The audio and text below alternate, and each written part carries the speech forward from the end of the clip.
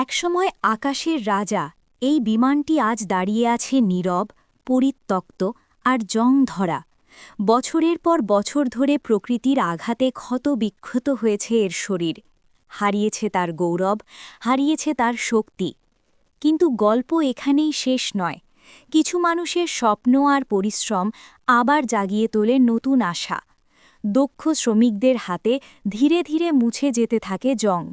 প্রতিটি স্ক্রু, প্রতিটি অংশ ফিরে পায় নতুন জীবন। ওয়েল্ডিংয়ের আগুনে জ্বলে ওঠে পুনর্জন্মের আলো। ভাঙা ডানায় ফিরে আসে শক্তি, ফিরে আসে সাহস।